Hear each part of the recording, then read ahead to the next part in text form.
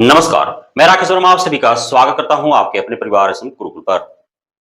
Transfer posting को लेकर के बिहार के शिक्षा विभाग के अपर मुख्य सचिव डॉक्टर एस सिद्धार्थ के द्वारा दो टूक बता दिया गया कि कब तक सभी आवेदन किए हुए शिक्षक शिक्षिकाओं को ट्रांसफर कर दिया जाएगा।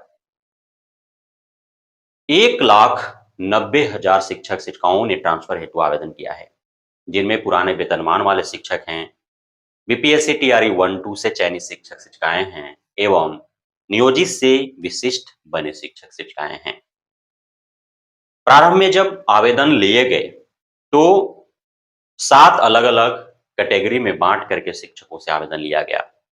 जब ट्रांसफर करने की बात आई तब 4 अलग-अलग चरणों में बांटा गया। लेकिन अब जब ट्रांसफर की प्रक्रिया धरातल पर उतारा जा रहा है तो 4 चरण को 8 अलग-अलग चरणों में विभाजित कर दिया गया, जिनमें से अब तक लगभग 4 चरण संपन्न हो पाए हैं। 4 अलग-अलग चरणों में शिक्षक शिक्षिकाओं को डिस्ट्रिक्ट अलॉटमेंट किया गया है। अब तक डिस्ट्रिक्ट अलॉटमेंट किए हुए शिक्षक शिक्षिकाओं में विभिन्न प्रकार के रोगग्रस्त शिक्षक शिक्षिकाएं हैं, दिव्यांग शिक्षक शिक्षिकाएं हैं, जो विधवा हैं, परित्यक्ता हैं वे हैं, और जो पति पत्नी के पदस्थापना के आधार पर ट्रांसफर चाहते हैं वे हैं। अब छठे, 7वें, 8वें चरण में जिन शिक्षक शिक्षिकाओं को जिला अलॉट करना है उनमें है दूरी के आधार पर जिन शिक्षक शिक्षिकाओं ने आवेदन किया है। सर्वप्रथम दूरी के आधार पर जिन महिलाओं ने आवेदन किया है उनका जिला अलॉट होगा। उनमें भी 2 चरण होंगे। सर्वप्रथम विशिष्ट शिक्षकों का तबादला दिया जाएगा, उसके बाद टीआरई 1-2 का तबादला दिया जाएगा। फिर जब जो दूरी के आधार पर आवेदनकर्ता शिक्षक हैं, पुरुष हैं, उनको भी 2 अलग-अलग चरणों में बांटा जाएगा। सर्वप्रथम विशिष्ट शिक्षकों का दिया जाएगा और टीआरई 1-2 का दिया जाएगा। चाहे दूरी के आधार पर महिला हो या पुरुष हो, उसमें प्राथमिकता दी जाएगी जो दूसरे जिला में है, और उसके बाद प्राथमिकता दी जाएगी जो अपने ही जिला में ट्रांसफर चाहते हैं। तो इस प्रकार जो है अलग-अलग चरणों में बांट करके और शिक्षक शिक्षिकाओं को तबादले दिए जा रहे हैं।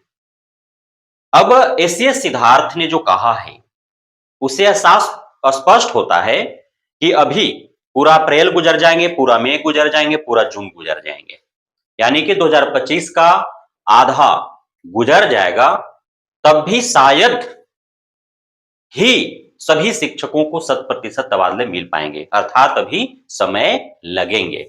समय लगने के पीछे उन्होंने कारण बताया कि जितने शिक्षक शिक्षिकाएं बिहार के सरकारी विद्यालयों में कार्यरत हैं, लगभग 5,40,000 की आंकड़ा शिक्षा विभाग दे रही है, तो 2/3 1,90,000 ने आवेदन किया है।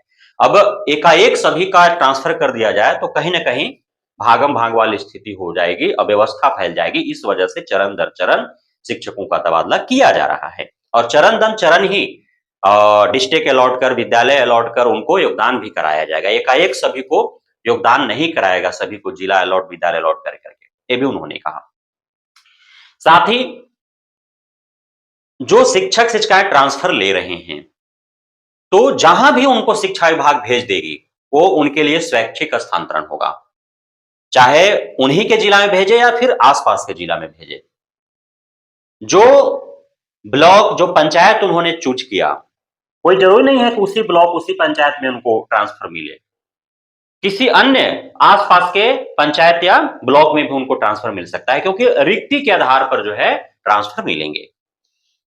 जहां जिस विद्यालय में अधिक शिक्षक शिक्षिकाएं हैं वहां से भी दूसरे विद्यालय में शिक्षक शिक्षिकाओं का तबादला किया जाना है।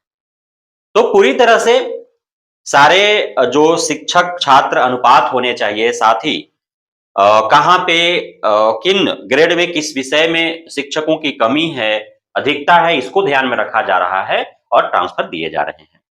विद्यालय अलॉटमेंट जो है वो जिला स्तर पर जिला शिक्षा पदाधिकारी के सहयोग से कराए जा रहे हैं। इसमें 16 वरीय अधिकारी लगे हुए हैं, साथ ही उनके साथ 100 से अधिक जो है कर्मचारी इस पूरे कार्य में संलग्न हैं। तो कार्य इतने शीघ्रता से हो पा रही है, अन्यथा की स्थिति में काफी अत्यधिक समय लग जाते, वर्षों लग जाते। जो काम महीनों में हो रहे हैं वो वर्षों लग जाते। हालांकि बारंबार आवश्यकता अनुरूप अपना जो योजना है उसमें बदलाव ला रहे हैं एससीएस सिद्धार्थ, और जैसे जैसे आवश्यकता पड़ रही है उस अनुरूप बदलाव ला करके और अति शीघ्रतापूर्ण तरीके से इसको कंप्लीट करने का वो प्रयास कर रही हैं। जहां तक वरीयता की बात है तो जो शिक्षक जिस दिन योगदान करेगा उस दिन से उसकी वरीयता की काउंटिंग होगी, अर्थात कोई शिक्षक इतने दिन से कार्यरत है, उसकी उम्र क्या है, कब उसकी ज्वाइनिंग हुई थी, उससे कोई मतलब नहीं है।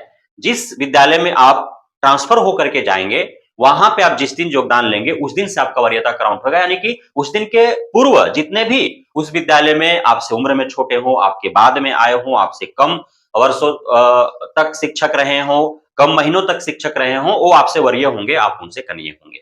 जिसकी बात है। साथ ही सारे कागजात आप ट्रांसफर आपका हो जाएगा, योगदान आप कर लेंगे नए विद्यालय में, उसके बाद भी आपका सारा कागजात जांच होगा एक बार पुनः। तो इन सारे प्रक्रियाओं से आपको गुजरना पड़ेगा, जो भी ट्रांसफर लेना चाहते हैं। तो इस प्रकार ट्रांसफर पोस्टिंग प्रक्रिया को लेकर के लगातार एसएस सिद्धार्थ और माध्यमिक शिक्षा निदेशक जो नई नवेली आए हैं, तो ये लगे हुए हैं पुरजोर तरीके से और चाहते हैं कि इनको जो है गर्मी छुट्टी तक सभी को तबादला दे दिया जाए और सभी नए विद्यालय में पदस्थापित हो जाएं। वहीं बात करें टीआरई 3.0 का, तो इसकी प्रक्रियाएं भी चल रही हैं, हालांकि इसमें भी अभी समय लगेंगे। अभी पूरा अप्रैल आपको इंतजार करना पड़ सकता है, मई भी इंतजार करना पड़ सकता है। और जहां मई में टीआरई 4 की बात कही जा रही थी, अब सूचना रहा है कि सितंबर में वो आएगा, जबकि सितंबर अक्टूबर में चुनाव भी होने हैं।